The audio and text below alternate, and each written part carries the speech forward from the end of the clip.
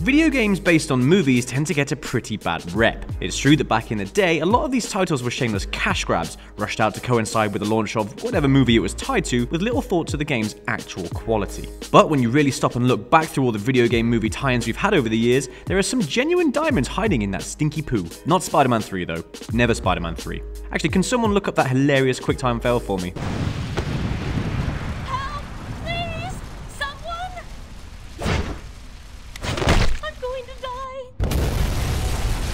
Thanks. Before we jump into our top 10 video game movie tie-ins, I do need to establish a few ground rules. The games on this list have to at least partially follow along with the plot of the movie it's supposed to be based on, and, well, that's actually my only rule. It's a pretty simple one, to be honest. Oh, and one more thing, since you're here and we're getting to know each other, why not subscribe to UNILAD Gaming on YouTube for more of this stuff? If you like video game stuff, then we have it. We might even have too much of it. Give the bell a tickle to get notified every time we put some more stuff out. Number 10. The Lion King. The Lion King was the Dark Souls of children's movie tie-ins before calling games the Dark Souls of something was even a thing. Now that's how hardcore The Lion King is. Probably because Dark Souls wasn't around in 1994, but, you know, semantics. What I'm trying to say in my own convoluted way is that The Lion King is a notoriously difficult and fiendishly designed game, made all the more evil when you consider that this was a product designed primarily for young children. I can only imagine how many 90s kids have had their lives ruined by the punishing platforming of The Lion King, and my conclusion on the matter is that the developers must have really hated kids for some reason. Number 9. Batman, 1989. If The Lion King's difficulty made very little sense, at least the NES adaptation of Tim Burton's 1989 Batman flick had a level of challenge you'd expect from a late 80s arcade platformer / beat-em-up. In other words, it was seriously bloody hard. The music was sick though. Batman knows his way around a beat, I'll give him that. Gameplay had kind of a classic Ninja Gaiden feel as Batman made his way through a series of levels based on set pieces from the movie, including the chemical plant and, well, that's kind of it actually. Did the movie have giant robots and power plants with electrified floors? I don't think it did. If it wasn't for the opening and closing levels of this game sticking to the movie, I'm not sure we could justify putting Batman on this list. I'll just let the music play us out.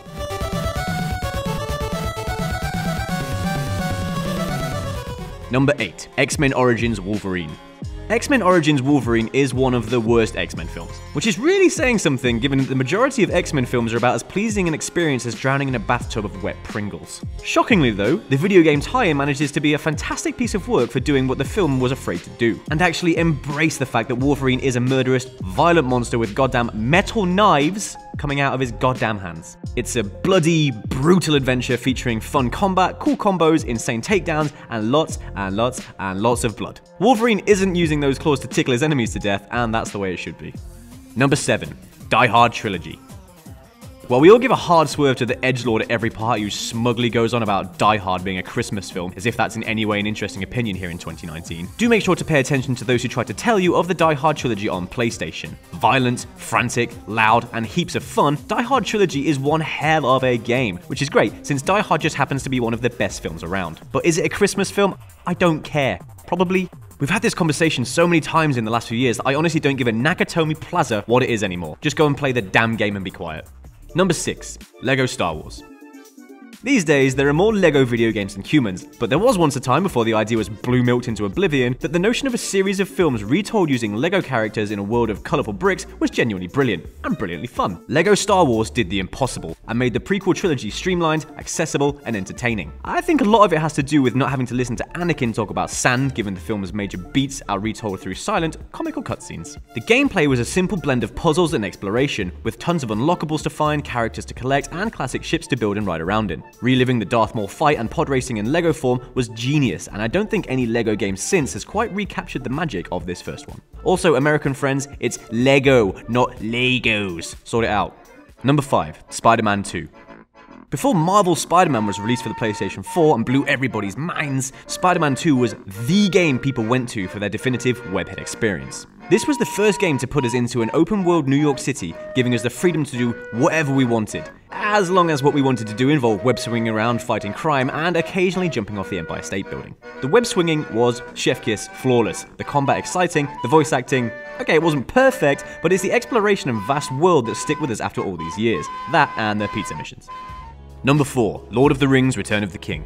One of the most iconic trilogies in cinema history outside of Toy Story, Lord of the Rings is famed for its epic battles, intricate fantasy world, and cast of unforgettable characters. The Return of the King game did a flawless job of taking the large-scale battles and conflicts of the last film in the trilogy and putting them on the Xbox, GameCube, and PlayStation 2. That these large-scale brawls still looked and felt incredible with the hardware limitations of such consoles was a genuinely impressive feat. Perhaps even more impressive was the fast-paced action RPG-style gameplay that offered a surprising amount of depth thanks to the multiplayer, and the ability to choose from different characters, each with their own special abilities and fighting styles. I do still maintain that Aragorn was the best though, and I always call dibs on that guy. Number 3. The Warriors. Rockstar's adaptation of Walter Hill's 1979 cult classic is a brilliant game for a few reasons. The first and most obvious being that it was a game Rockstar wanted to make, not one that they'd rushed out to meet some arbitrary deadline. The second is that it's a video game brawler that isn't afraid to go deep while staying true to the movie it's based on, blending brutal combat and a narrative that goes beyond your standard get from A to B while murdering people because reasons that most video game beat-em-ups present you with. The third reason is that it's just a damn fun game, combining arcade-style gameplay with a GTA-style irreverence and a thudding synth soundtrack that is frankly lit. The simple fact is that everyone is still asking about a remaster of this decades-old game because it's bloody fantastic and deserves one. Number 2. Toy Story 2, Buzz Lightyear to the Rescue. Fight me on this, but Toy Story 2 is one of the finest animated films of all time, so it's only right that it gets a movie tie-in that's equally as wonderful. Thankfully, Buzz Lightyear to the Rescue is a memorable, inventive, and gorgeous platformer, one that anyone who played it will still have fond memories of. The game mostly sticks to the plot of the film, following Buzz's quest to rescue Woody from the sticky clutches of a greedy collector. Our dome-headed hero has to make his way through a variety of levels that combine platforming with some surprisingly decent first-person shooting. Each level creates imaginative challenges based on real-world objects, as Buzz has to overcome rival toys, cardboard boxes, and flooded bathrooms. The most fiendish of all obstacles. Oh, and Buzz gets seriously John Wick on a good amount of evil toys in this game. Does that make Buzz a murderer? You tell me. No, please tell me in the comments because I really don't know. Number 1. Goldeneye 007. If you didn't think that Goldeneye 007 would be on this list, then you're a fool and a coward and you're off my Christmas card list. Not only is Goldeneye one of the finest movie tie-ins, it's also one of the best N64 games of all time, and arguably one of the most beloved games of a generation. While the single-player campaign alone was enough to revolutionize first-person shooters forever with realistic environments and an enhanced aiming system, what really guaranteed Rare's N64 gem a place in history was the game's iconic 4-player split screen. There are few people over the age of 25 that don't fondly remember entire weekends spent with friends in front of their TV in their living room, having the time of their lives and arguing over whether or not Oddjob was cheating. But just so we're clear, using Oddjob was most definitely cheating. So that's our top 10 favorite video game movie tie-ins, but I know what you're like. You think we missed something. If that's what you reckon, let us know in the comments, and be sure to stick with UNILAD Gaming on YouTube for more spiffy gaming content.